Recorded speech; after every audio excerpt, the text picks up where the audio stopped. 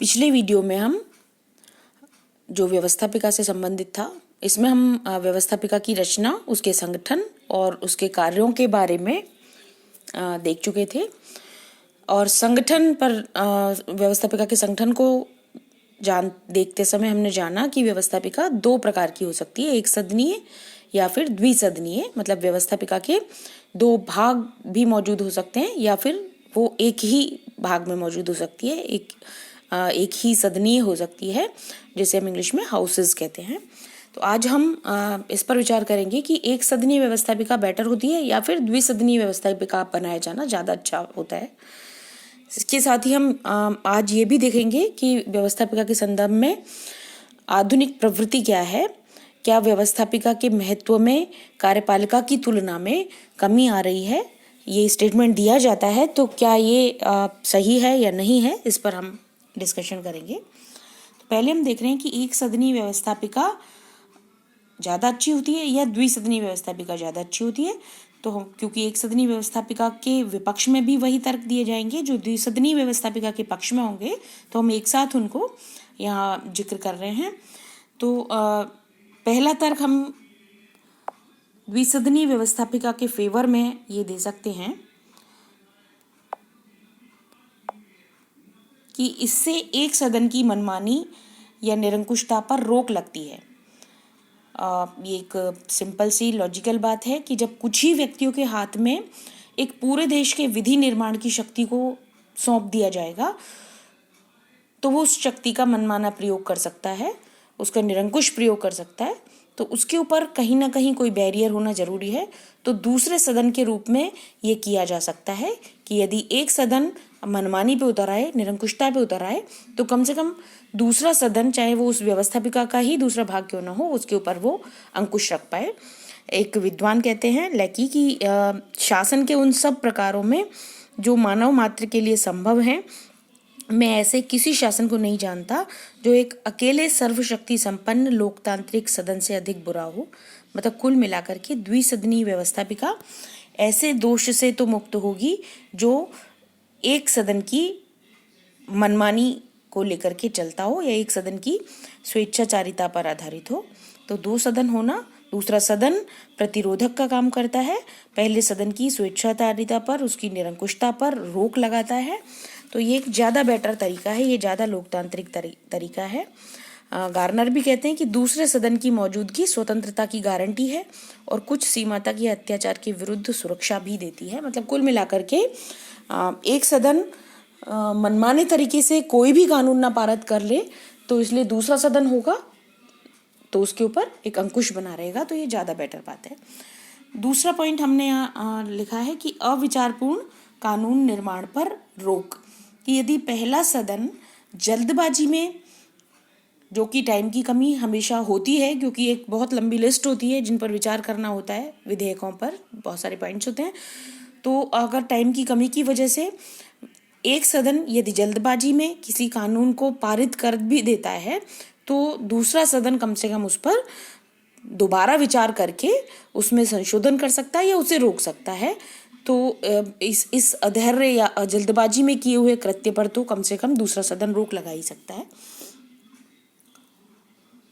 तीसरी बात कि सभी वर्गों को प्रतिनिधित्व मिल जाता है दो सदन होने से। सामान्यतः देखा गया है कि पहला सदन या प्रथम सदन या लोकप्रिय सदन में तो जनता के द्वारा चुने हुए प्रतिनिधि ही मौजूद होते हैं और दूसरे सदन में कुछ विशिष्ट वर्ग के लोगों को जगह देने की कोशिश की जाती है, कुछ विशिष्ट योग्यताधारी व्यक्तियों को जो अदरवाइज चुनाव में जीत नहीं पा सकते या फिर लड़ते भी नहीं है, तो उनकी सेवाओं का, उनकी योग्यता का लाभ अगर लेना होता है तो सामान्यतः दूसरे सदन में उनको जगह दी जाती है। जैसे हमारे यहाँ पर भी राज्यसभा में अधिकांश सदस्य तो विधानसभाओं के द्वारा निर्वाचित होते हैं, पर 12 सदस्य मनोनीत भी किए जाते हैं जिनको कि विशिष्ट कार्य के लिए या विशिष्ट क्षेत्रों में कुछ विशिष्ट योगदान के लिए उनको नॉमिनेट किया जाता है, वहाँ से लिए जाते हैं उन लोगों को। तो इससे कम से कम सभी वर्गों को, वैरायटी के लोगों को, कुछ अल्पसंख्यकों को भी लाभ दिया जा सकता है दूसरे सदन में। तो सभी वर्गों को प्रतिनिधित्व यदि देना है तो दूसरे सदन का होना लाभकारी हो सकता है। चौथा पॉइंट, कार्य विभाजन की दृष्टि से उपयुक्त, कि 2 सदन होंगे तो बेटर होगा, कार्य का बंटवारा हो सकता है। ये किया जा सकता है कि क्योंकि प्रथम सदन को या लोकप्रिय सदन को ज़्यादा इम्पोर्टेंट माना जाता है, तो जो ज़्यादा इम्पोर्टेंट विधेयक हैं उनको पहले लोक सदन में प्रस्तुत किया जा सकता है, और जो कम जरूरी हैं, जो कम महत्व के कानून हैं, उनको राज्यसभा में पहले लाया जा सकता है। हालांकि ये प्रोसीजर होता है कि सामान्यतः कि एक सदन से पारित होकर के जाता है कोई विधेयक, तो फिर दूसरे सदन में भी उस पर विचार विमर्श होता है, और फिर जाकर के, जैसे हमारे यहाँ पर, फिर राष्ट्रपति के सिग्नेचर होते हैं और फिर वो कानून कहलाता है। तो पहले एक सदन में विचार होता है, फिर दूसरे सदन में विचार होता है, ये प्रोसीजर होता है। पर यहाँ ये किया जा सकता है कि क्योंकि काम ज़्यादा होता है तो इम्पोर्टेंट विधेयक को पहले लोकसभा में रखा जा सकता है और प्रथम सदन में, और जो कम जरूरी हो या जरूरी भी हो, तो क्योंकि अल्टीमेटली प्रथम सदन के पास तो जाना ही है, तो इस तरह से ज़्यादा विचार करने का टाइम मिल जाएगा अगर 2 सदनों में कार्य का विभाजन होगा। 5वां पॉइंट, कि संघात्मक राज्यों के लिए उपयुक्त। दूसरा सदन सामान्यतः जो प्रांत हैं उनके प्रतिनिधित्व देने के लिए आम तौर पर गठित किया जाता है। जैसे यूएसए में सेनेट है, या हमारे यहाँ पर राज्यसभा में भी राज्य के विधानमंडलों से चुन करके प्रतिनिधि आते हैं। हालांकि प्योरली वो इसके लिए नहीं है, बट यहाँ भी ऐसा ही है। तो सामान्यतः ये रखा जाता है संघात्मक राज्यों में कि दूसरा सदन, पहला सदन तो पूरी जनसंख्या का प्रतिनिधित्व करता हो और दूसरा सदन राज्यों के हितों का प्रतिनिधित्व करता हो। तो संघात्मक राज्यों के लिए एक बेटर व्यवस्था होती है। अगला पॉइंट, कि जनमत निर्माण में सहायक होता है, कि जब पहले सदन में विचार विमर्श हो रहा होता है तो जनता उस कानून से इंट्रोड्यूस होती है, पर विचार करते करते जब वो दूसरे सदन में जाता है और उस पर भी विचार हो रहा होता है, तो इतना वक्त मिल जाता है जनता को उसके बारे में जानने का और अपने मत का निर्माण करने का, अपने व्यूज़ बनाने का, अपने विचार निर्मित करने का। तो ये ज़्यादा बेनिफिशियल व्यवस्था होगी कि जनता को ज़्यादा टाइम मिले अपने मत का निर्माण करने के लिए। तो ये दोनों सदनों का होना यहाँ अच्छा होता है। अगला पॉइंट, कि अनुभवी व्यक्तियों का सदन, कि सामान्यतः जो दूसरा सदन है वो स्थायी होता है या लंबा कार्यकाल उसका रखा जाता है, तो उसके पास अनुभवी व्यक्ति ज़्यादा होते हैं। और वैसे भी दूसरे सदन में जो भी प्रोसीजर अपनाए जाते हैं, कोशिश ये की जाती है कि वहाँ थोड़े एक्सपर्ट्स लोग या अनुभवी लोगों को वहाँ पे जगह मिले। जैसे ब्रिटेन में तो लॉर्ड सभा एक स्थायी सदन है जिसमें बहुत लंबे लंबे टाइम तक लोग वहाँ पर, क्योंकि वंश परंपरागत भी हैं कुछ सदस्य, तो वो बहुत लंबे टाइम तक उसके मेंबर होते हैं। तो तुलनात्मक रूप से जो दूसरा सदन है वो अनुभवी व्यक्तियों का सदन होता है, क्योंकि उसमें अनुभवी व्यक्ति ज़्यादा होते हैं, तो उनके अनुभव का लाभ उठाया जा सकता है, इसलिए ये बेटर है। एक और बात कि ये कार्यपालिका के लिए ज़्यादा उपयुक्त है कि कार्यपालिका यदि एक सदन को अपने पक्ष में नहीं कर पाती है और दूसरा सदन उसको फेवर करता है, तो ये कार्यपालिका के लिए एक सुविधाजनक बात होती है जनता को जस्टिफाई करने के लिए, क्योंकि बहुमत की वजह से, बहुमत ना होने की वजह से यदि एक सदन कार्यपालिका के हर काम में अगर रोड़ा डालता है, उसके विरुद्ध होता है, तो दूसरा सदन और उसको सपोर्ट करता है, तो कार्यपालिका के लिए ये ज़्यादा जस्टिफाइड होता है, सुविधाजनक होता है। अगला पॉइंट, व्यवहारिक रूप से अधिक प्राप्य या ऐतिहासिक अनुभव, कि व्यवहार में हम देख रहे हैं कि अधिकांश देशों ने कोशिश की है कि द्विसदनीय व्यवस्थापिका को अपनाया जाए और ज़्यादातर जगहों पर 2 सदन पाए जाते हैं। तो निश्चित रूप से व्यवहार में इसके कुछ फायदे नजर आए होंगे, तभी विभिन्न शासन व्यवस्थाओं ने द्विसदनीय व्यवस्थापिका को अपनाया है।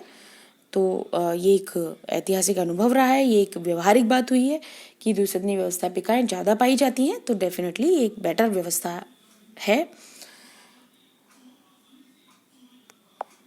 अब हम देखते हैं द्विसदनीय व्यवस्थापिका के विपक्ष में तर्क या एक सदनीय व्यवस्थापिका के पक्ष में तर्क।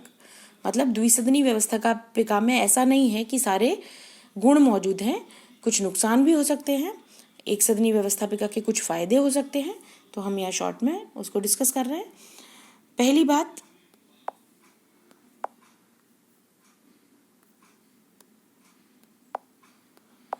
पहला पॉइंट यहाँ कि द्विसदनी व्यवस्थापिका अलोकतांत्रिक है रचना की दृष्टि से, कि पहला सदन सामान्यतः जनता के द्वारा चुने हुए प्रतिनिधियों से बना हुआ होता है और दूसरे सदन की रचना में किसी अन्य पद्धति का सामान्यतः प्रयोग किया जाता है, जैसे मनोनयन वगैरह। तो वो डायरेक्टली जनता के द्वारा चुने हुए सामान्यतः नहीं होते हैं, कहीं कहीं पर प्रत्यक्ष रूप से चुने हुए भी हैं, तो वहाँ ये पॉइंट नहीं है। पर सामान्यतः दूसरा सदन जनता के द्वारा डायरेक्टली चुना हुआ नहीं होता है, तो ये ज़्यादा लोकतांत्रिक बात नहीं हो सकती। तो दूसरा सदन को लोकतंत्र से थोड़ा सा हम हट कर पाते हैं, इसको हम अलोकतांत्रिक कह सकते हैं।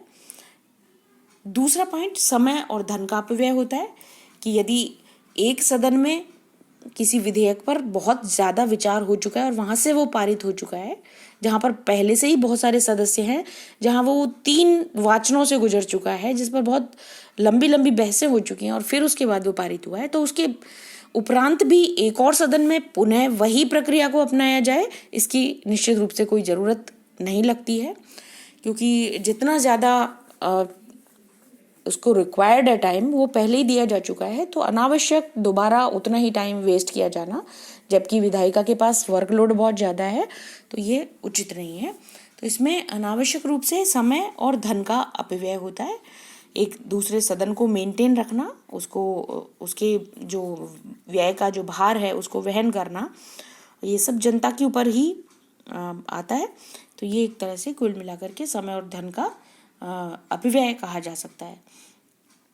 तीसरी बात, कानून निर्माण में अनावश्यक विलंब, कि जब एक सदन के पास बहुत ज़्यादा वर्कलोड है और उसने बहुत टाइम बाद किसी विधेयक को पास किया है, तो फिर दोबारा से दूसरे सदन में फिर वही प्रोसीजर और फिर वही टाइम लगाना, तो कई बार कानूनों को जल्दी से बनाए जाने की ज़रूरत होती है, पर इन 2 सदनों की वजह से अनावश्यक विलंब होता है, अनावश्यक देर होती है, जो किसी भी शासन व्यवस्था के लिए कोई बहुत अच्छी बात नहीं है।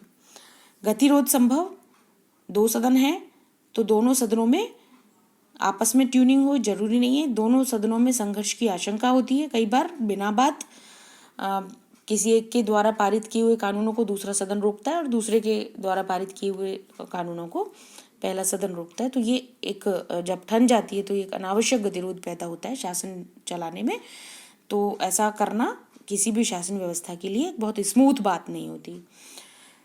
प्रगतिशील कानून निर्माण में बाधक, की सामान्यतः जो दूसरा सदन है वो अनुभवी व्यक्तियों का, पुराने व्यक्तियों का, जो नॉन प्रोग्रेसिव लोग होते हैं उनका सदन माना जाता है कि होता है दूसरा सदन। तो जो नए और बहुत प्रगतिशील कानून बनाना चाहते हैं अगर नए जनप्रतिनिधि, उस पर दूसरा सदन रोक लगाता है। तो ये एक बाधा है एक बहुत बड़ी, कि प्रगतिशील कानूनों का निर्माण दूसरे सदन की वजह से संभव नहीं हो पाता। अगला पॉइंट, एक और पॉइंट हम दे सकते हैं उसके फेवर में, कि अल्पमत या विशिष्ट वर्ग के प्रतिनिधित्व के अन्य उपाय संभव, कि जब हम ये बात कर रहे हैं कि दूसरे सदन का निर्माण इसलिए किया जाए कि उसमें अल्पसंख्यकों को या विशिष्ट वर्ग के लोगों को प्रतिनिधित्व मिल जाए, तो ये तो कोई उपाय नहीं है, क्योंकि ये तो पहले सदन में भी कुछ सीट्स को रिजर्व करके किया जा सकता है। इसके लिए पूरा दूसरा सदन बनाना बहुत अच्छा तर्क नहीं है। एक और बात कही जा सकती है कि संघ राज्यों में भी आवश्यक नहीं, कि ये जो तर्क दिया जा रहा था कि जहाँ भी संघ राज्य है वहाँ दूसरा सदन बनाया जाना इसलिए उचित है कि इसमें प्रांतों का प्रतिनिधित्व हो जाता है, क्योंकि फाइनली जो देखने में आता है कि वो अपने राज्यों का प्रतिनिधित्व ना करके बल्कि दलों के प्रतिनिधि के तौर पर ही बिहेव करते हैं।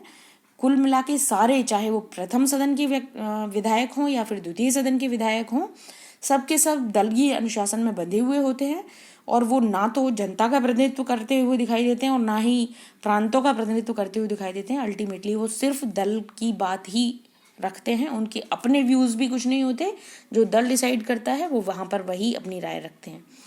तो कुल मिलाकर के ये भी एक जो तर्क दिया था हमने पहले वो भी खत्म हो जाता है। तो कुल मिलाकर के एक सदनी व्यवस्थापिका से भी काम चलाया जा सकता है। दूसरा सदन अनावश्यक और विलंबकारी और धन और समय का अपव्यय करने वाला ही ज़्यादा प्रतीत होता है। पर क्योंकि हम देख रहे हैं कि वर्तमान में द्विसदनीय व्यवस्थापिकाएं ही ज़्यादा पाई जाती हैं, तो द्विसदनीय व्यवस्थापिका के फेवर में जो हमने तर्क दिए थे वो निश्चित रूप से ज़्यादा दमदार होंगे, तभी व्यवहार में द्विसदनीय व्यवस्थापिका चल रही है। अब हम आगे देखते हैं कि व्यवस्थापिका के संदर्भ में आधुनिक प्रवृत्ति क्या है। तो जो भी हम जैसे संगठन को लेकर के या उसकी रचना को लेकर के, एक बात ये प्रचलित है कि द्विसदनीय व्यवस्थापिका, ये हम अभी भी जिक्र कर चुके हैं कि द्विसदनीय व्यवस्थापिकाओं के गठन का चलन है, तो वो आधुनिक समय में है, ये एक आधुनिक प्रवृत्ति है। दोनों सदनों में से प्रथम सदन को ज़्यादा शक्तियाँ दी जाती हैं, वो ज़्यादा प्रभावी होता है, ये भी एक आधुनिक ट्रेंड है। पर ये बहुत विचित्र नहीं है। जो एक नई बात पैदा हो रही है वो ये कि व्यवस्थापिका का पतन या ह्रास हो रहा है, उसके महत्व में कमी आ रही है, और ये हम कह रहे हैं कार्यपालिका की तुलना में, कि मतलब वर्तमान समय में या आधुनिक समय में क्या हो रहा है कि कार्यपालिका की तुलना में व्यवस्थापिका के महत्व में काफ़ी कमी आ चुकी है और लगातार आती जा रही है। तो इसके क्या कारण है, इस पर विचार करना जरूरी है। मतलब एक ये समसामयिक ट्रेंड है, ये एक आधुनिक ट्रेंड है कि व्यवस्थापिका का महत्व कम हो रहा है। तो वो जो कमी है, और प्रधानमंत्री और मंत्रिपरिषद हावी हो चुकी है, और सारे डिसीजन या शासन व्यवस्था में जो महत्वपूर्ण रोल होता है वो कार्यपालिका निभा रही है, प्रधानमंत्री निभा रहे हैं या मंत्रिपरिषद निभा रहे हैं या विभाग निभा रहे हैं, प्रशासनिक अधिकारी निभा रहे हैं, और व्यवस्थापिका का जो रोल है वो कम होता चला जा रहा है, उसकी इम्पोर्टेंस कम होती चली जा रही है। तो ये इसके पीछे ऐसे कौन से कारण हैं, इस पर हम यहाँ डिस्कशन कर लेते हैं। ये पहली बात कि लोक कल्याणकारी राज्य की अवधारणा का विकास हुआ है। एक रीजन कि वर्तमान समय में धीरे धीरे करके राज्य के कार्यों में वृद्धि हुई है, क्योंकि अभी एक्सपेक्टेशन बढ़ गई है राज्य से कि वो सारे काम करे, सारे वो कार्य जिससे जनता का अधिकतम कल्याण हो सके। तो अब ढेर सारे कार्य राज्य के ऊपर आ चुके हैं, राज्य के पास आ चुके हैं। तो इसका एक नतीजा ये हुआ है कि कार्यपालिका के कार्यों में अभूतपूर्व वृद्धि हुई है। जहाँ पहले जो राज्य मिनिमम कार्य करता था वहाँ व्यवस्थापिका और कार्यपालिका दोनों इक्वली इम्पोर्टेंट थी, पर जैसे ही राज्य के कार्य बढ़े तो कार्यपालिका ज़्यादा इम्पोर्टेंट होगी। वैसे जब राज्य के कार्य बढ़े हैं तो व्यवस्थापिका और कार्यपालिका दोनों के ही बढ़ने थे, दोनों की इम्पोर्टेंस में वृद्धि होनी थी, पर बजाय इसके कार्यपालिका ज़्यादा सशक्त होती नजर आ रही है। ऐसा होने से क्योंकि लोक कल्याणकारी राज्य में बहुत सारी योजनाओं का निर्माण किया जाता है, उसके लिए अर्थ का प्रबंध किया जाता है, उन योजनाओं को क्रियान्वित किया जाता है। तो इन सब कार्यों को करने की जिम्मेदारी कार्यपालिका के पास है,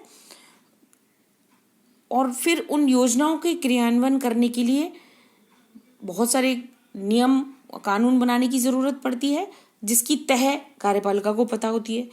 तो एक ट्रेंड ये हो गया है कि व्यवस्थापिकाओं में जो कानून बनाए जा रहे हैं उसमें से 95% तक जो विधेयक रखे जाते हैं वो कार्यपालिका के द्वारा रखे जाते हैं। वो सरकारी विधेयक होते हैं, जो निजी तौर पर जो विधेयक रखे जाते हैं वो बहुत कम होते हैं। तो एक तरह से जो प्योरली व्यवस्थापिका का कार्य था कानून बनाना, उसमें कार्यपालिका का दखल बहुत ज़्यादा हो गया है। ज़्यादातर मतलब विधेयकों का ड्राफ्ट ही, मतलब कानूनों का ड्राफ्ट ही पूरी तरह से कार्यपालिका ने बनाया है, ज़्यादातर कानूनों का। तो लोक कल्याणकारी राज्य की अवधारणा के विकास की वजह से, बहुत सारी योजनाओं को बनाने की वजह से बहुत सारे कानून बनाने पड़ रहे हैं, और वो सब कानूनों का ड्राफ्ट कार्यपालिका तैयार करती है। तो कुल मिलाकर के जो कानून बन रहे हैं वो वही बन रहे हैं जो कार्यपालिका चाह रही है। तो जो कार्य मेनली व्यवस्थापिका था वो उसके बजाय कार्यपालिका करने लगी है, इसलिए कार्यपालिका इम्पोर्टेंट हो गई है। दूसरी बात, एक और ट्रेंड, एक और कारण कह सकते हैं कि प्रदत्त व्यवस्थापन का एक ट्रेंड चल पड़ा है। मतलब ये हम देख रहे हैं व्यवस्थापिका के महत्व में कमी के कारण। तो एक कारण हमें लगा कि कार्यपालिका के ऊपर क्योंकि काम बहुत बढ़ गए हैं तो वो इम्पोर्टेंट हो गई है, इसकी वजह से उसका दखल बहुत बढ़ गया है तो वो इम्पोर्टेंट हो गई है। और दूसरा कारण जो नज़र आ रहा है वो है प्रदत्त व्यवस्थापन, डेलीगेटेड लेजिस्लेशन। ये हमें पता होना चाहिए कि प्रदत्त व्यवस्थापन क्या होता है। प्रदत्त व्यवस्थापन का मतलब, व्यवस्थापन मतलब कानून निर्माण और प्रदत्त मतलब देना। तो अगर कानून निर्माण के कार्य को किसी और को हैंडओवर कर दिया जाए तो वो कहलाएगा प्रदत्त व्यवस्थापन। व्यवस्थापन जो कि व्यवस्थापिका का पूरी तरह से काम है, अगर वो अपने इस कार्य को या उसके किसी अंश को किसी दूसरी संस्था को हैंडओवर कर दे तो वो कहलाएगा प्रदत्त व्यवस्थापन। तो एग्जैक्टली प्रदत्त व्यवस्थापन क्या है? वो ये है कि, या हम स्क्रीन पर देख लेते हैं कि जब व्यवस्थापिका द्वारा विधान निर्माण की अपनी शक्ति के एक अंश को कार्यपालिका को सौंप दिया जाता है तो यह विधि निर्माण के उसके अधिकार का प्रत्यायोजन कहलाता है। प्रत्यायोजन मतलब देना। और इसके तहत कार्यपालिका द्वारा निर्मित विधि प्रत्यायोजित विधान या प्रदत्त व्यवस्थापन कहलाती है। वास्तव में वर्तमान में कुछ क्षेत्रों में तकनीकी बारीकियों की वजह से या व्यवस्थापिका के पास समय की कमी की वजह से यह प्रवृत्ति उदित हो चुकी है कि व्यवस्थापिका कानूनों की मोटी रूपरेखा बना देती है और उसमें उसके अंदर नियम उपनियम बनाने का कार्य कार्यपालिका और उसके विभाग करते हैं और यही प्रदत्त व्यवस्थापन है। मतलब व्यवस्थापिका बहुत सारे कारणों की वजह से, मतलब उसके पास विशेषज्ञता का अभाव होता है या उसके पास समय का अभाव होता है, जानकारी का अभाव होता है, तो कानूनों की मोटी रूपरेखा, मोटा ड्राफ्ट वो तैयार कर देती है और उसके अंदर जो बारीक छोटे छोटे उपनियम बनाने हैं वो कार्य कार्यपालिका को हैंडओवर कर दिया जाता है और उसके विभाग या मंत्री, प्रशासनिक अधिकारी मिलकर के वो उपनियम बनाते हैं। तो ये जो प्रवृत्ति है ये वर्तमान समय में काफ़ी डेवलप हो चुकी है, काफ़ी दिखाई दे रही है और इसकी वजह से जो मुख्य कार्य व्यवस्थापिका का था कानून निर्माण का, वो कार्यपालिका के हाथों में चला गया है। इसलिए कार्यपालिका की इम्पोर्टेंस बढ़ गई है। तो ये प्रदत्त व्यवस्थापन क्या होता है ये हमें पता होना चाहिए। तीसरी बात जो एक कारण, बड़ा कारण बन गया है कि वर्तमान समय में मीडिया के महत्व में वृद्धि हुई है, संचार के साधनों के महत्व में वृद्धि हुई है और ऐसे ऐसे प्लेटफॉर्म विकसित हो गए हैं जो बहुत सरल हैं, बहुत सहज है, सुगम हैं, जिनसे जनता और कार्यपालिका के बीच में डायरेक्ट संवाद हो पाता है। हम अभी भी देखते हैं कि प्रधानमंत्री अपनी बात सीधे तौर पे जनता से करते हैं, मन की बात जनता से करते हैं, चाहे वो छोटी सी एग्जामिनेशन पर विद्यार्थी कैसे फोकस करें वो बात हो या कोई बड़ा संकट हो। और जनता भी अपनी बात, बहुत सारे प्लेटफॉर्म्स हैं सोशल मीडिया के जिनके थ्रू कार्यपालिका या प्रधानमंत्री तक भी डायरेक्टली पहुंचा सकती है, मेल के थ्रू या फिर और भी मीडियम है। तो इन सब की वजह से जो व्यवस्थापिका का रोल होना चाहिए था कार्यपालिका और जनता के बीच में, जो कड़ी बन सकती थी, क्योंकि उसमें जनता के प्रतिनिधि होते हैं तो कार्यपालिका को अपनी बात कहनी होती थी प्रतिनिधियों से, या जनता को अपनी बात कहनी होती थी प्रतिनिधियों के थ्रू। तो व्यवस्थापिका का एक इम्पॉर्टेंट रोल ये होता था, बट अब वो मीडिया की वजह से व्यवस्थापिका इस सीन से गायब हो चुकी है, मीडिया इम्पॉर्टेंट हो चुकी है, इसलिए व्यवस्थापिका के महत्व में कमी आई है। अगला जो कारण है वो है दलीय अनुशासन। और दलीय अनुशासन की वजह से हम ये देखते हैं कि व्यवस्थापिका कार्यपालिका के विरुद्ध नहीं जा सकती और इस वजह से जो उसका एक कार्य था, जिसकी वजह से उसका महत्व था कि वो कार्यपालिका पर नियंत्रण रखती है, वो ही खत्म हो गया। क्योंकि हम देखते हैं कि दलों के जो महत्वपूर्ण ऊपर के जो नेता होते हैं वो कार्यपालिका में होते हैं और व्यवस्थापिका में तो थोड़े निचले स्तर के दलीय व्यक्ति होते हैं। तो जो कार्यपालिका के नेता हैं, कार्यपालिका में जो दलीय नेता हैं, वो उनकी बात सारे दल के सदस्य मानते हैं। तो व्यवस्थापिका तो डेफिनेटली वही करेगी जो कार्यपालिका कहेगी। दलीय अनुशासन की वजह से वो दल के विरुद्ध नहीं जा सकते, वो कार्यपालिका के विरुद्ध नहीं जा सकते, वो मंत्रियों की आलोचना नहीं कर सकते क्योंकि वो दल के अनुशासन से बंधे हुए हैं।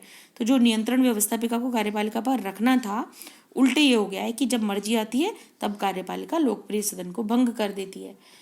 तो उलट इसके कि व्यवस्थापिका उस पर नियंत्रण रखे, कार्यपालिका व्यवस्थापिका पर नियंत्रण रखने लगी है। और विदेश संबंधों की प्रधानता एक और रीजन बना है कि वर्तमान युग जो है वो अंतर्राष्ट्रीयता का युग है, परस्पर निर्भरता का युग है, बड़े बड़े अंतर्राष्ट्रीय बाजार उनका युग है। तो वर्तमान में विदेश संबंधों का संचालन एक अहम बात हो गई है और ये कार्य कार्यपालिका का है। तो इससे भी व्यवस्थापिका के इम्पोर्टेंस में कमी आई है। एक और कारण कि व्यवस्थापिका सदस्यों की साधारण योग्यता, ये बहुत बड़ा कारण है कि व्यवस्थापिका में जो मेंबर्स चुन करके जाते हैं वो जरूरी नहीं कि बहुत विद्वान हों, विषय के विशेषज्ञ हों, बड़े तकनीकी ज्ञाता हों, ऐसा नहीं होता। वो एक साधारण योग्यताधारी नेता होते हैं। उनके पास वो विशेषज्ञता नहीं होती जो विभागों के प्रशासनिक अधिकारियों के पास होती है या बहुत ऊपर निकल चुके मंत्रियों के पास होती है। तो इसलिए भी व्यवस्थापिका के सदस्य उन बारीक मसलों में दखल नहीं दे पाते, कानूनी मसलों में जिनकी उनको नॉलेज नहीं होती। तो इसलिए भी कार्यपालिका व्यवस्थापिका के ऊपर हावी हो जाती है अपनी विशेषज्ञता और कुशलता की वजह से। अगला कारण कार्यपालिका द्वारा नेतृत्व प्रदान करना, या हम देख रहे हैं जी पॉइंट, कार्यपालिका द्वारा नेतृत्व प्रदान करना और संकटकालीन स्थिति।